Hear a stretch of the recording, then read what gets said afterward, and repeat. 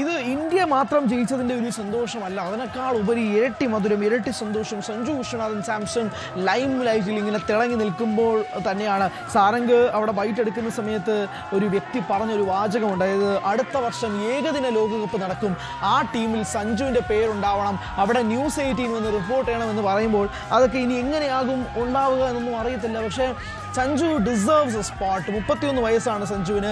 പൃഥ്വി ആ പോസ്റ്റിൽ ഇട്ടതുപോലെ തന്നെ ഇനിയും 7-8 വർഷങ്ങൾ സഞ്ജുവിന് ഉണ്ട് കരിയർ. പക്ഷെ എങ്ങനെയൊക്കെ ആയിരിക്കും, T20 ഒതുങ്ങുമോ, ഏകദിനത്തിൽ സെഞ്ചുറി അടിച്ചിട്ട് വീണ്ടും തഴയുന്ന സാഹചര്യം, വീണ്ടും തഴഞ്ഞു, മാറ്റി നിർത്തി, അവസാനം ഗതികെട്ട് ടീമിലേക്ക് വിളിക്കേണ്ടി വന്നു. And he showed his pride എന്നത് തന്നെയാണ് സഞ്ജുവിൻ്റെ കഥയിൽ പറയാനുള്ളത്. വേണ്ട രീതിയിൽ കളിച്ചു എന്നതല്ല, ടീമിന് ആവശ്യമുള്ളപ്പോൾ കളിച്ചു എന്നതല്ല, ടീമിന് അയാളില്ലാതെ പറ്റാണ്ടായി, ജയിച്ചേ പറ്റുള്ളൂ എന്ന് പറഞ്ഞപ്പോൾ സഞ്ജു ഇല്ലാതെ നടക്കില്ല എന്ന് പറഞ്ഞതാണ്. നമുക്ക് അറിയാവുന്ന കഥയല്ലേ, ഇതിനകത്ത് എന്തെങ്കിലും ഉപ്പും പുളിയും ചേർത്തിട്ടുണ്ടോ? ഇതൊക്കെ നടന്ന സംഭവങ്ങളല്ലേ. സൗത്ത് ആഫ്രിക്കയ്ക്കെതിരെ അമ്പേ പരാജയപ്പെട്ടപ്പോൾ ടീം ഒന്നാകെ മാറ്റി സഞ്ജു ടീമിലേക്ക് വരണമെന്ന് വിളിച്ചത് ഇതേ ടീം തന്നെയല്ലേ. അവസാനം ഇതാ 3 കൺസിസ്റ്റൻസി. എല്ലാവരും സഞ്ജുവിനെ പറ്റി വിമർശകർ പറഞ്ഞിരുന്നൊരു വാചകമാണ് കൺസിസ്റ്റൻസി. സഞ്ജു കൺസിസ്റ്റൻ്റ് അല്ല. ഒരു മത്സരത്തിൽ 50 അടിച്ചാൽ അടുത്ത മത്സരത്തിൽ 10 അടിക്കും, അടുത്ത മത്സരത്തിൽ 100 അടിച്ചാൽ അടുത്ത മത്സരത്തിൽ 0 അടിക്കും. കൺസിസ്റ്റൻസി എന്താണെന്ന് സഞ്ജുവിനെ പഠിപ്പിക്കാൻ നോക്കി, സഞ്ജു അത് തിരിച്ച് പഠിപ്പിച്ചു തരുന്ന അവസ്ഥ. 3 മത്സരങ്ങളിൽ 80+ റൺസ് പോരെ കൺസിസ്റ്റൻസി എന്ന് തൻ്റെ SG ബാറ്റ് കൊണ്ട് ചോദിക്കുകയാണ് സഞ്ജു സാംസൺ. അത് തന്നെയാണ് നടക്കുന്നത്. എന്തായാലും വളരെ കാത്തിരുന്ന നിമിഷം. അഹമ്മദാബാദ് നരേന്ദ്രമോദി സ്റ്റേഡിയത്തിൽ ആ ട്രോഫി ഉയർത്താൻ വേണ്ടി സൂര്യകുമാർ യാദവും തൻ്റെ ബാക്കിയുള്ള 14 അംഗങ്ങളും ചേർന്ന് എത്തുന്ന സാഹചര്യം. കയ്യടികൾ കൊടുക്കണം കോച്ച് ഗൗതം ഗംഭീറിന്. കാരണം ഗംഭീർ ഈ ടൂർണമെൻറ്റ് തുടങ്ങുന്നതിന് മുമ്പ് വല്ലാത്ത പ്രഷറിൽ തന്നെയായിരുന്നു. ഗംഭീറിനെ സാക്ക് ചെയ്യണം, സാക്ക് ഗംഭീർ എന്ന ഹാഷ്ടാഗ് ട്വിറ്ററിൽ ഉൾപ്പെടെ തരംഗമായി നിന്ന കാഴ്ചയുണ്ടായിരുന്നു. പ്രത്യേകിച്ച് ടെസ്റ്റിലൊക്കെ വൈറ്റ് വാഷ് അടിച്ചുകൊണ്ട്, ഹോം സോയിൽ വൈറ്റ് വാഷ് അടിച്ചിരുന്ന സമയത്ത് നേരെ വഴിയില്ലാതെ ഗംഭീറിനെ മാറ്റണം, എന്നാൽ മാത്രമേ ഇന്ത്യ തേരോട്ടം തുടരുകയുള്ളൂ എന്ന് പറഞ്ഞിരുന്നു. പക്ഷേ റെഡ് ബോൾ ക്രിക്കറ്റിൽ ഇന്ത്യക്ക് വലിയ നേട്ടങ്ങളൊന്നും ഇല്ല, അത് വാസ്തവമാണ്. പക്ഷേ വൈറ്റ് ബോൾ ക്രിക്കറ്റിൽ ഗംഭീർ അളന്നു കുറിച്ച് തന്നെയാണ് ഈ ടീമിനെ നയിച്ചിരിക്കുന്നത് എന്നതും കൂടി എടുത്തു പറയണം. ഓരോ വിജയത്തിലും അയാൾ ആനിമേറ്റഡ് ആവുന്നത് നമ്മൾ കണ്ടു. സാധാരണ ഗംഭീർ തൻ്റെ ഇമോഷൻസ് എല്ലാം ഉള്ളിലൊതുക്കുന്ന വ്യക്തിയാണ്. പക്ഷെ വളരെ ആനിമേറ്റഡ് ആയിട്ട് നിൽക്കുന്ന ഗംഭീറിനെയാണ് നമ്മൾ ഈ ടൂർണമെൻറ്റിൽ ഉടനീളം കണ്ടത്. എന്തോ പ്രൂവ് ചെയ്യാനുള്ളത് പോലെ തന്നെയാണ് അയാൾ ഉടനീളം ഈ ടൂർണമെൻറ്റിലുണ്ടായത്. പ്രൂവ് ചെയ്തിരിക്കുന്നു എന്നതും കൂടി എടുത്ത് പറയേണ്ടിയിരിക്കുന്നു.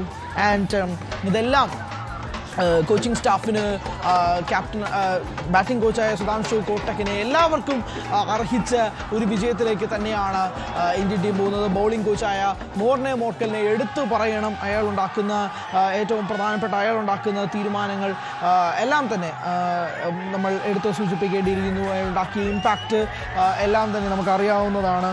അങ്ങനെ ഇന്ത്യൻ ടീമിൽ വർക്ക് ചെയ്തിരിക്കുന്ന നമുക്ക് മുഖപരിചയമുള്ള 15 താരങ്ങളും കോച്ചസും ആണെങ്കിൽ അല്ലാതെ ഫിസിയോസ് ഉൾപ്പെടെ എല്ലാവരും ഇന്ത്യൻ ടീമിൽ അത്രമാത്രം സേവനം അനുഷ്ഠിക്കുന്നവർ തന്നെയാണ്. അവർക്ക് എല്ലാവർക്കും അർഹിച്ചതാണ് ഈ അവാർഡ് എന്നുള്ളത് തന്നെ പറയേണ്ടി വരും.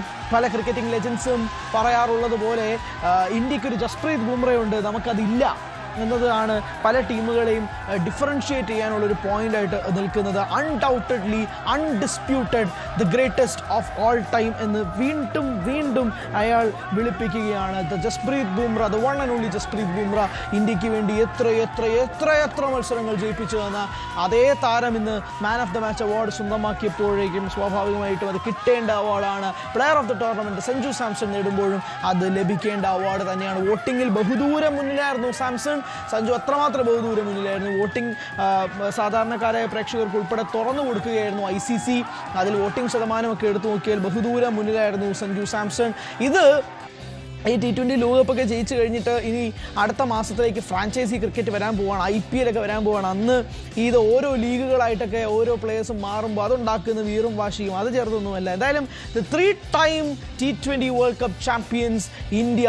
2007 ധോണിയിൽ നിന്ന്, 2024 രോഹിത് ശർമ്മയിൽ നിന്ന്, 2026 സൂര്യകുമാർ യാദവിൽ നിന്നും. ചുറ്റുമുള്ള ടീം പ്ലേയേഴ്സിനെ നോക്കിയാൽ Varun Chakravarthy, Kuldeep Yadav, Tilak Varma, Axar Patel the vice captain, Abhishek Sharma, Arshdeep Singh, Jasprit Bumrah, Rinku Singh, Mohammad Siraj, Sanju Samson, Tilak Verma, Shivam Dube and എല്ലാവരും കൂടെ ചേർന്ന് നടത്തിയ ഒരു വലിയ തേരോട്ടം തന്നെയാണ് നടക്കുന്നത് എന്നതും കൂടി എടുത്ത് സൂചിപ്പിക്കേണ്ടിയിരിക്കുന്നു. എന്തായാലും ചാമ്പ്യൻസ് ഇന്ത്യയാണ്. എന്തായാലും ന്യൂസിലൻഡ് ഇപ്പോൾ റണ്ണേഴ്സ് അപ്പിൻ്റെ അവരുടെ മെഡൽ വാങ്ങിക്കൊണ്ടിരിക്കുകയാണ്. അഹമ്മദാബാദ് സ്റ്റേഡിയം നിറഞ്ഞു കവിയുകയാണ്. നീലക്കടലാണ് അഹമ്മദാബാദ് സ്റ്റേഡിയത്തിൽ സംഭവിച്ചുകൊണ്ടിരിക്കുന്നത്. ഇത്രയും അധികം ജനസാഗരം ആരും വീടുകളിലേക്ക് തിരികെ പോയിട്ടില്ല. കാരണം അവർ എല്ലാവരും വന്നത് തന്നെ ആ കപ്പ് ഉയർത്തുന്നത് കാണാൻ വേണ്ടിയിട്ടുള്ള നിമിഷത്തിന് വേണ്ടിയിട്ട് തന്നെയാണ്. എന്തായാലും ഇപ്പോൾ സുരേഷ് വാര്യത്ത് ചേരുന്നുണ്ട് നമ്മളോടൊപ്പം. സുരേഷ് വാര്യത്ത്, നമ്മൾ പ്രതീക്ഷിച്ചതുപോലെ തന്നെ ഇന്ത്യ ഒരു വൺ സൈഡഡ് ഗെയിം, അതിനപ്പുറത്തേക്ക് ഒന്നുമില്ല. It's completely one sided game. New Zealand ബാറ്റിങ്ങിന് ഇറങ്ങിയപ്പോൾ തൊട്ട് തന്നെ അവർക്ക് താളം തെറ്റി. മൂന്നാമത്തെ ഓവർ ആദ്യത്തെ വിക്കറ്റ് പോയപ്പോൾ തൊട്ട് അവർ ചീട്ടുകൊട്ടാരം പോലെ തകർന്നു. അങ്ങനെ 96 റൺസിന്റെ മഹാവിജയം. കൂട്ടത്തിൽ ചെറി ഓൺ ദ കേക്ക് പോലെ Sanju Samson player of the tournament. അതെ, complete dominating complete one side ഗെയിമായി പോയി. പ്രത്യേകിച്ചും അവരെ പിന്നലൻ അടിക്കുമെന്നാണ് വിചാരിച്ചത്. പക്ഷെ അത് സൂര്യകുമാർ യാദവിന്റെ ക്യാപ്റ്റൻസിയുടെ ഒരു ടാക്ടിക് കാരണം അക്ഷർ പട്ടേലിനെ ആദ്യത്തെ ഓപ്പണിങ്ങിൽ നിന്ന് കൊണ്ടുവരികയും പിന്നലിന് സ്പിന്നേഴ്സിനെ പൊതുവെ കളിക്കാനുള്ള ബുദ്ധിമുട്ട് മനസ്സിലാക്കിയിട്ട് ആ വിക്കറ്റ് കറക്റ്റായിട്ട് എടുക്കുകയും ചെയ്തു. അത് തന്നെയായിരുന്നു ആ കളിയുടെ ടേണിംഗ് പോയിന്റ് ആയിട്ട് തുടങ്ങിയത്. Player of the tournament Sanju Samson ആണ്. വെറും 5 ഇന്നിംഗ്സുകളിൽ നിന്നാണ് അദ്ദേഹം സ്വന്തമാക്കുന്നത്. അതെ, നോക്കൌട്ടിലാണ് അതിന്റെ മൂല്യം വന്നത്. നോക്കൌട്ടിലെ quarter final, semi and final അദ്ദേഹം കളിച്ച ആ ഇന്നിങ്സുകൾ, അത് ഒരു കപ്പിനോളം പോകുന്ന, അത്രയും ഒരു വേൾഡ് കപ്പിനോളം പോകുന്ന ഇന്നിങ്സുകളാണത്. അപ്പോൾ അതിന്റെ മൂല്യം കണക്കാക്കിയിട്ടാണ് പ്ലെയർ ഓഫ് ദ ടൂർണമെന്റ് ആയിട്ട് കൊടുത്തത്.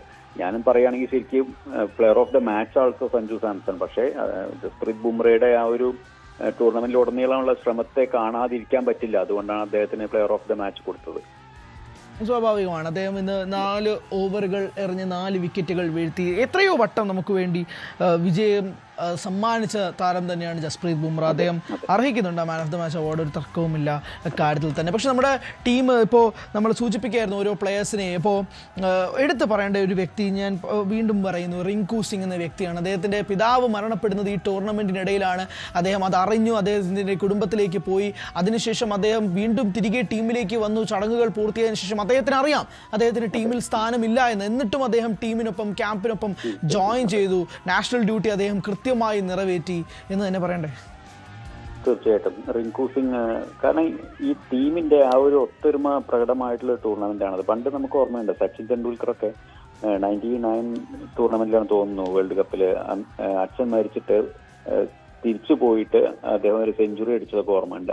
അതേപോലെ ഡെഡിക്കേഷനാണ് റിങ്കു സിംഗിന്റെ ഒക്കെ ഭാഗത്ത് നിന്ന് വന്നത്. ഒരു പക്ഷെ അദ്ദേഹം 2 ദിവസം ടീമിൽ നിന്ന് വിട്ടു നിന്നാൽ പോലും ആരും ഒന്നും പറയുന്ന ഒരു അവസ്ഥയായിരിക്കില്ല. പക്ഷെ അദ്ദേഹം തിരിച്ചു വന്നു, ഫീൽഡ് ചെയ്യാൻ വേണ്ടി ഇറങ്ങി. ആ ഒരു ഡെഡിക്കേഷൻ എല്ലാം നമ്മൾ 100% മാർക്ക് കൊടുക്കേണ്ടത് തന്നെയാണ്. എന്തായാലും അല്പനിമിഷത്തിനുള്ളിൽ തന്നെ ഇന്ത്യൻ ടീം കപ്പ് ഉയർത്തുന്ന കാഴ്ച, അതിലേക്ക് വേണ്ടി തന്നെയാണ് നമ്മൾ ഓരോരുത്തരും കാത്തിരിക്കുന്നത്. ഇപ്പോൾ നമ്മൾ ഒരൊറ്റ കാര്യം, ഇപ്പോൾ ഒരു 5 മത്സരത്തിൽ നിന്നാണ് player of the tournament Sanju Samson സ്വന്തമാക്കുന്നത്. അത് തന്നെ ഒരുപക്ഷെ പ്ലേയിങ് 11-ൽ തന്നെ ഉണ്ടാകുമോ എന്ന് ചോദ്യചിഹ്നത്തിൽ നിന്ന് മനുഷ്യനാണ്.